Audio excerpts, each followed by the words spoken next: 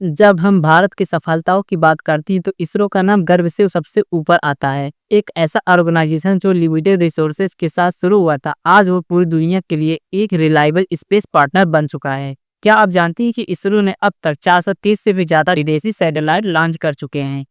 ये स्टोरी है एक ऐसे सपने की जो एक छोटे से कमरे में देखा गया था, आज वो सपना सितारों पर पहुंच चुका है। साल था 1969, भारत अभी अभी आजाद हुआ था और देश में हर जगह रिसोर्सेज की कमी थी। ना ज्यादा पैसे थे, ना ही ज्यादा टेक्नोलॉजी थी। लेकिन एक इंसान था जिसने कहा था हम भी स्पेस में जा सकते हैं। उनका नाम था डॉक्टर विक्रम साराभाई। उन्होंने कहा अगर हम गरीब हैं तो क्या हुआ, हमारा हौसला अमीर है। यही शुरू थी इसरो यानी कि इंडियन स्पेस रिसर्च ऑर्गेनाइजेशन की शुरुआत। आपको जानकर हैरानी होगी कि इसरो का पहला रॉकेट तिरुवनंतपुरम के पास एक छोटे से चर्च के कमरे में तैयार हुआ था और उसे लॉन्च पैड तक साइकिल पर ले जाया गया। हाँ, आपने सही सुना, साइकिल पर ले जाया गया। बैलगाड़ी पर सैटेलाइट ले जाया गया क्योंकि ट्रक नहीं थे। ना कोई बड़ा लैब, ना कोई स्पेशल टूल, बस जुनून था और देश के लिए कुछ कर गुजरने का जज्बा। वो दौर था जब दुनिया चांद पर कदम रख चुकी थी और भारत अभी सिर्फ शुरुआत कर रहा था। लेकिन हमारे वैज्ञानिक ने हार नहीं मानी। उन्होंने लिमिटेड रिसोर्सेज में बड़े सपने देखे और उन्हें सच भी किया।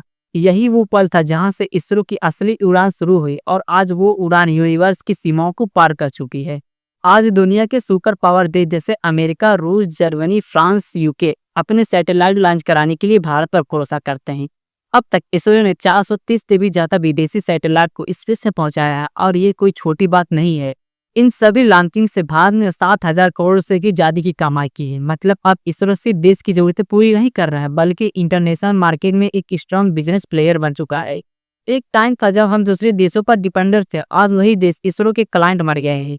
आप जरा सोचिए, एक समय था जब भारत का इसरो सिर्फ एक रिसर्च एजेंसी हुआ करता था, लेकिन अब इसरो का एक बिजनेस ब्रांड बन चुका है। एक ऐसा ब्रांड जिसे पूरी दुनिया स्पेस इंडस्ट्री में भरोसे के नाम से मानती है। आज इसरो सिर्फ रॉकेट नहीं हुआ था बल्कि पूरी दुनिया को स्पेस सर्विसेज देता है। सैटेलाइट लॉन्च करना, डेटा एनालिसिस करना, रिमोट सेंसिंग, नेविगेशन और कम्युनिकेशन जैसी टेक्नोलॉजी भारत को करोड़ रुपए की अर्निंग हो रही है। लेकिन कहानी यही नहीं खत्म होती है। अब भारत में प्राइवेट स्पेस स्टार्टअप भी तेजी से उभर रहे, जैसे स्काई रूट, अवेनेको, कॉस्मोस पिक्चर और कई और। ये कंपनियां सिंह इसरो के साथ मिलकर छोटे रॉकेट, सैटेलाइट और नई टेक्नोलॉजी पर काम कर रही हैं। यानी अब भारत का स्पेस सिर्फ सरकार तक सीमित नहीं है, ये यूथ का, इनोवेटर्स का और स्टार्टअप्स का भी क्षेत्र बन चुका है। अब हम स्पेस टूरिज्म, सैटेलाइट इंटरटेक और क्लाइमेट मॉनिटरिंग जैसे एडवांस सर्विसेज की ओर बढ़ रहे हैं। सरकार ने की IN स्पेस जैसी प्लान से प्राइवेट कंपनियों को स्पेस सेक्टर में एंट्री की है। इससे सिर्फ एम्प्लॉयमेंट नहीं बढ़ेगा बल्कि भारत का स्पेस सुपर पावर की तरह उभरेगा। मतलब साफ है कि आने वाला टाइम भारत के लिए स्पेस इज बनने जा रहा है, जहां मून और मार्स सिर्फ इमेजिनेशन नहीं बल्कि हमारी फ्यूचर डेस्टिनेशन होंगे। इसरो अब सिर्फ टेक्नोलॉजी का सिंबल नहीं रहा, ये तो बन गया भारत की सेल्फ डिपेंडेंट और ट्रस्टेड ब्रांड। और ये सब पॉसिबल हुए हमारे साइंटिस्ट की हार्डवर्क, एक्यूरेसी और दुनिया में सबसे सस्ती लेकिन सबसे खुली लॉन्चिंग टेक्नोलॉजी की वजह से। जब एक सैटेलाइट स्पेस से पहुंचता है तो सिर्फ एक मशीन नहीं होती है, वो होती है भारत की क्षमता, उसका आत्मविश्वास और वर्ल्ड के लिए हमारा मैसेज कि हम अब पीछे नहीं है बल्कि सबसे आगे ही। जब बात आती है टेक्नोलॉजी की तो भारत दुनिया को बार बार चौंकाया है और इसरो ने सबसे बड़ा एग्जाम्पल है।